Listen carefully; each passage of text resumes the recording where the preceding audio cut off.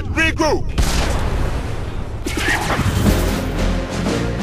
Comparing Battlefield Bad Company to Battlefield 2, there's a lot of differences. Well, there's actually two major differences. One of it is that we actually have single player for the first time. That's a big new chunk that we introduce into the franchise. But the other part is actually something that changes the sandbox experience that we've been having so long. And it's something that we have built the Battlefield franchise on for a long time. With the destruction and the more interactive environments that we have now, which the Frostbite game engine enables us to have, there's a new layer applied to the sandbox experience, and that is that, you know, the destruction, you can take out pretty much anything on the battlefield.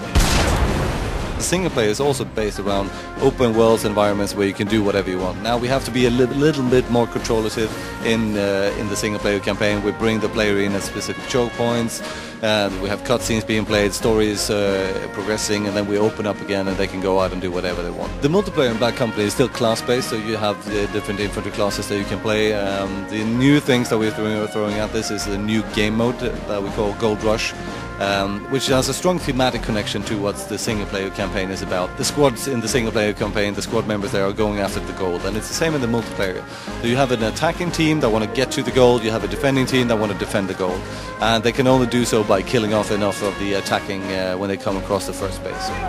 The idea that we had with the game mode is that we wanted more focused action going on. So instead of just spreading all the 24 players out on different bases where two people are fighting for a flag somewhere, we don't want that. We want a clear front line where everyone is fighting for the same place.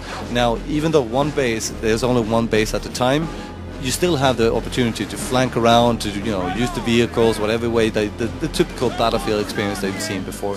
But we bring all the players in at the same place. Big open environment, lots of vehicles and weapons in there. Put the players in there and let the imagination just roam free, so to say.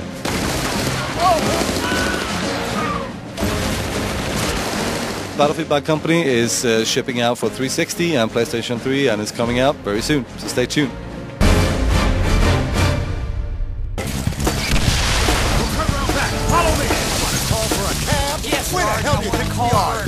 I was thinking of calling the U.S. Army. Battlefield Bad Company is a new game coming out in the Battlefield franchise, and it's the first one that has a really big single-player portion to it, and we have never done that before, so that's a new big thing for us. Well, the plot it's quite simple. I mean, you have four guys that have been stuck in B Company, or Bad Company as the military bastardized the name into, and that's where they put all their misfit soldiers, their renegade soldiers that can't take orders, whatever it might be. That's their cannon fodder that they send into action.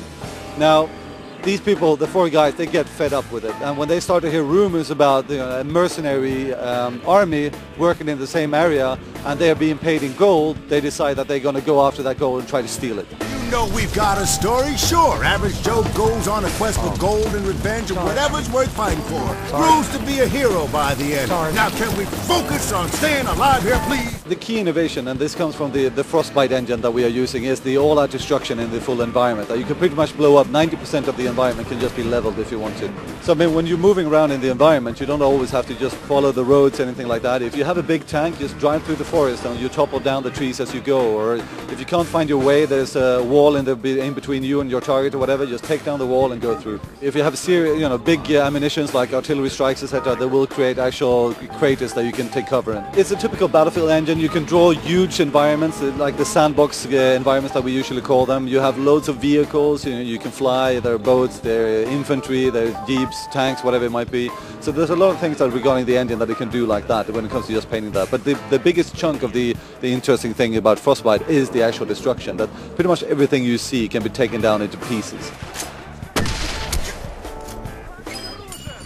There's going to be about 5 kits in the game, and they're going to have very different loadouts when it comes to weapons and gadgets and these kind of things. And in single player, we're going to pace it in so you get a nice pace of when you get to new weapons, when you face new enemies that use the same weapons or whatever it might be.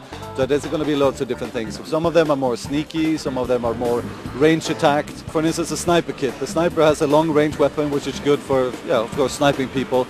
You also have like a pistol, which if somebody surprises you coming close, you can draw the pistol and start shooting them. But when it comes to the interesting part of the kit, that's you actually have what we call the laser designator, which is like a thing that you paint the laser on a vehicle and it will come back and you have a jet flying by, drop the bomb, and you have to guide the bomb in.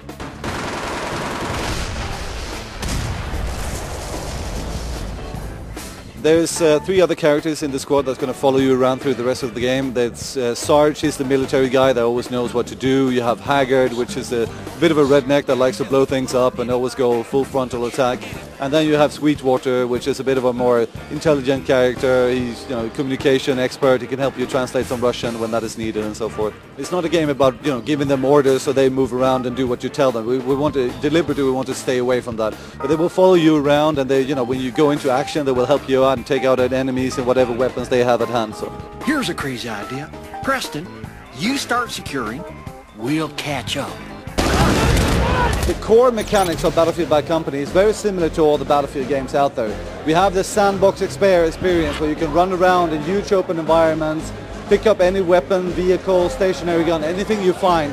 And it's up to you, the player, and your imagination, how you want to go creative and how you want to use all these options to your tactical advantage. Mike 1 Juliet, this is Bravo 1 Charlie, over. We went back to the modern setting because we felt that that was that we wanted to do, but also that was what most people actually asked us to. We did a couple of surveys out there, and everyone loves the modern setting. It just feels, I think more people feels like it feels more powerful, you know, shooting a real gun than shooting a laser gun or something like that.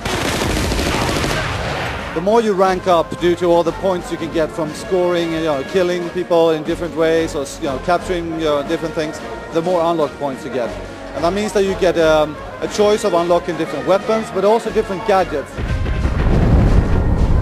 We feel that it's something quite unique, both with not just because of the gameplay, but all these options before. Now we added a new big one that adds these tactical options to the player.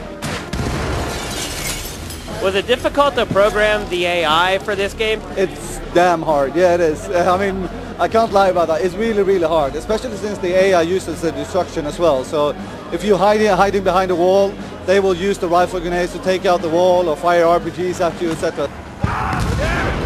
Battlefield Bad Company is coming out for PlayStation 3 and Xbox 360, and it's coming out end of June. So I think it's the 27th of June in the US.